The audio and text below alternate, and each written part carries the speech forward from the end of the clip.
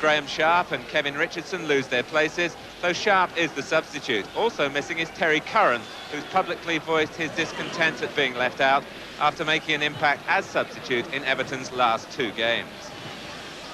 Newcastle keep faith with a side that's been unchanged since the start of the season. Steve Carney has overcome a hamstring problem. But Jack Charlton wants to strengthen his squad, particularly in midfield, an area weakened by Terry McDermott's dispute with the club, which now goes to a league tribunal. Newcastle United kick off on a surface slicked by heavy morning rain. Brown's gone ahead of him. Carney let it run and gets it back again, and Southall is able to slide out in front of Waddle.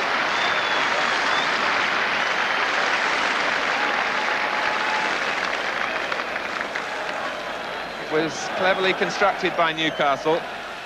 The dummy, first of all, by Carney, played back to him by Kenny Wharton, and Southall made the decision to go for the low ball played in, and it was the right decision.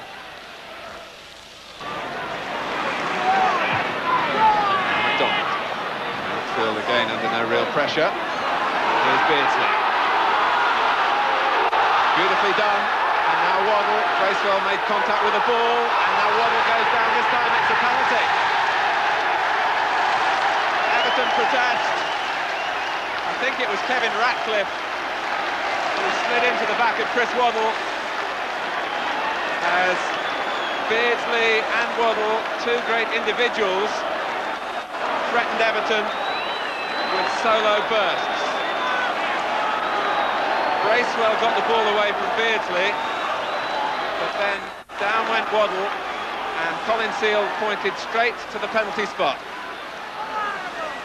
And here's Peter Beardsley. It's 1-0. 12 minutes.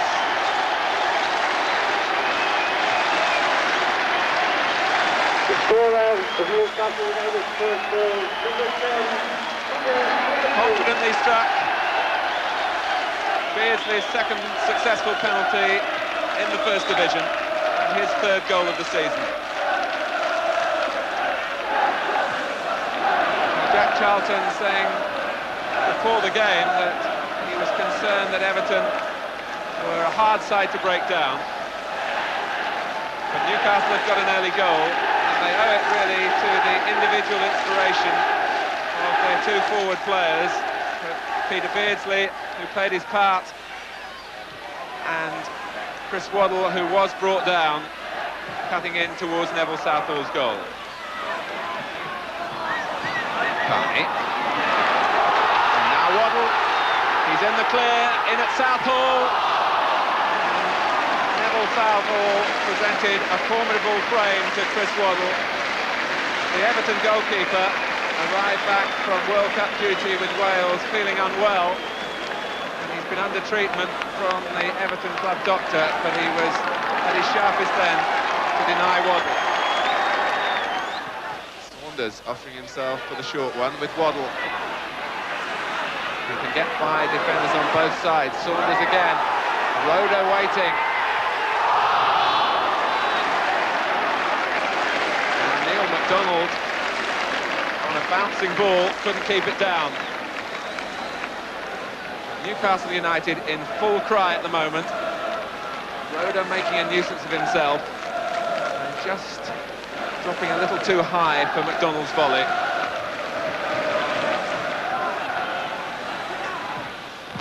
Certainly Peter Beardsley and Chris Waddle not quite getting the service that they got in the 2nd Division when Keegan was around to help them. But here's Heath trying to provide service for Kevin Sheedy, who's back with a goal. 25 minutes, totally justifying the thinking of Howard Kendall, a player who has got into double figures in his 2 seasons with Everton from midfield. He's had a troublesome ankle injury. There was a real chance that he would not sign a new contract for the club this season, but they persuaded him to stay. He's keen to stay, and Everton fans will be glad of that, with finishing like that. 1-1. And Newcastle held their lead for 14 minutes.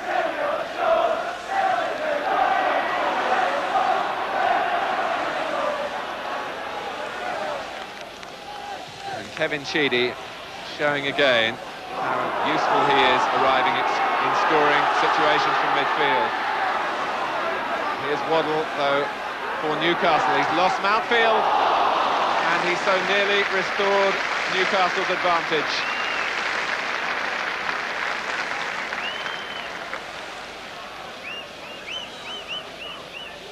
So difficult for defenders to make a challenge when he's inside the penalty area.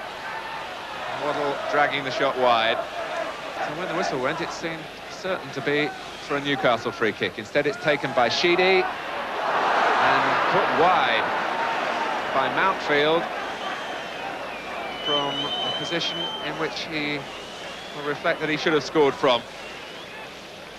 A disappointment showing then. Kevin Sheedy again so accurate, and Derek Mountfield unmarked from some 6 yards, putting it over the top. Carney, Ryan gets in the cross, and McDonald was climbing for all he was worth. And now Bailey losing out to Waddle. McCreary is in the middle, and Southall acrobatically scrambles it over the top. It wasn't quite, I don't think, where Waddle intended, but it nearly embarrassed the goalkeeper, who was conscious of McCreary arriving at the near post. And the whistle is for half-time. The boos are really for the Everton approach, after Peter Beardsley had put Newcastle in front from the penalty spot after 12 minutes. But Kevin Sheedy, who got 2 goals against Newcastle's reserve team on Tuesday night, has bounced back to first-team action with a goal against the Newcastle first team here on the Saturday. Half-time score at St James's Park: Newcastle United 1, Everton 1.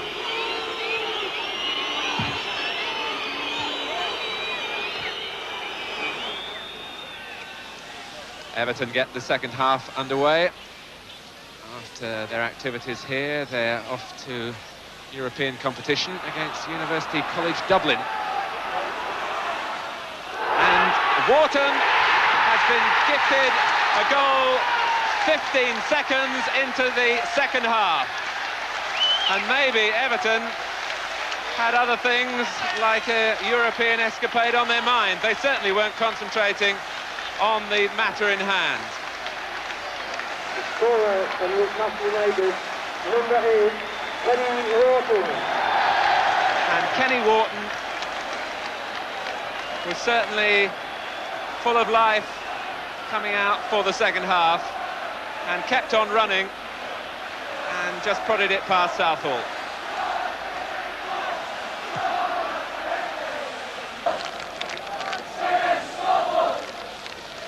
To those who have criticised Everton for not scoring enough goals, they have scored in every league game this season, and Andy Gray looks to make it 2 here, and Kevin Carr bailed Newcastle out with an acrobatic stop. Gray profiting from more defensive uncertainty, but Carr was not to be beaten. Played Wharton onside. Stephen, 2-2. Trevor Stephen, who comes from Berwick-upon-Tweed and used to watch his football here as a Newcastle United fan, shows again that Everton have midfield players who can score goals. They've got one from Sheedy, and now Stephen, darting in from his berth wide on the right, gets into a threatening position and tucks it past Kevin Carr. And Beardsley again. It's an interesting little duel between 2 players who are great friends off the field. And Wharton, Carney! Brilliant block by Southall, and Carney again, Southall again.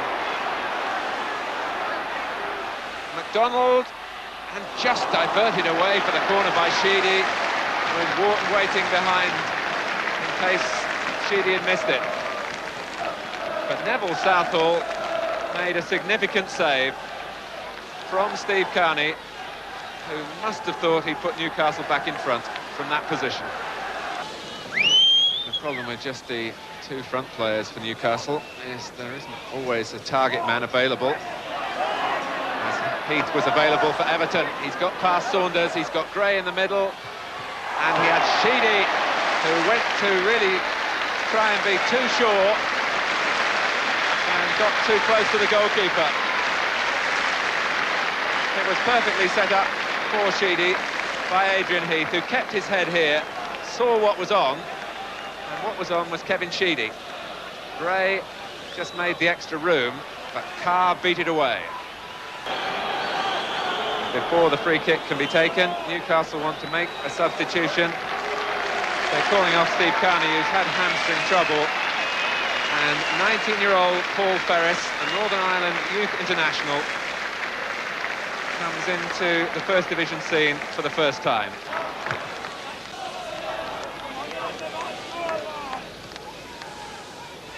Heath, and Gray is trying to switch it to his left foot, and in that moment, really, of slight indecision, the opportunity was lost.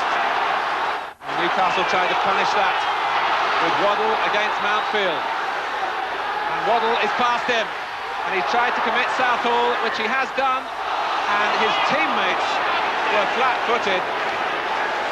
Ferris wanted it cut back, but really, the Newcastle players was guilty of standing and admiring the magnificent work here of Waddle. There was a chance that he totally cut out for himself. And just look at the little game of wits with Southall before he leaves the goalkeeper. But as the ball got across the face of the goal, it was only blue shirts there to deal with it.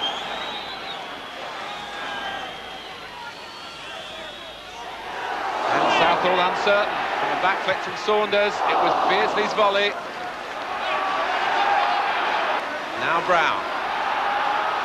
And dispossessed by Adrian Heath, and he not only lost the ball, he lost his balance as well, which meant getting back was taking that much longer. So chances materialising at both ends. Still it remains 2-2.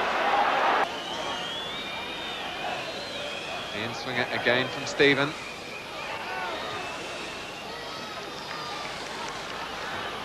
Beardsley's was the last boot which connected. Stephen. He helped it on, and Carr had to backpedal furiously. It would have been a freak goal, but it certainly looked as though it was dropping in. Adrian Heath's intent, I'm sure, was just to help the ball into the middle.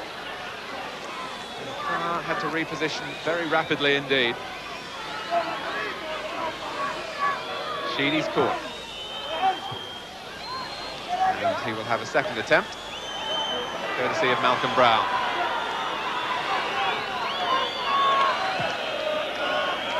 And Gray!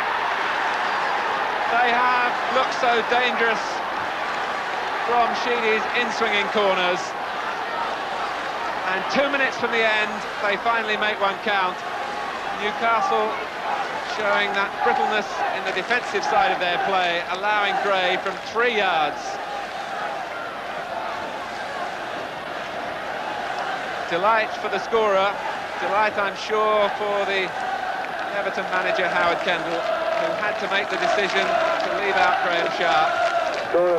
Just as the return of Kevin Sheedy has paid dividends, so too has the return of Andy Gray. And here's Wharton. It was a gallant effort from a player who weighs less than 9 stone and is always in the thick of the fray.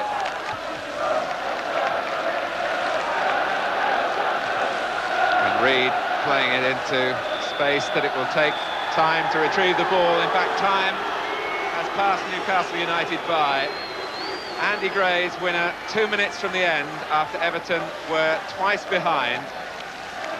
The Newcastle scorers, Peter Beardsley with a penalty and Kenny Wharton at the start of the second half. Paul Bracewell will feel pleased with his contribution on his return to the North East, but Howard Kendall will in particular be pleased with the recall of Gray and Kevin Sheedy, a scorer, and Trevor Stephen, who also came from midfield to level it at 2-2.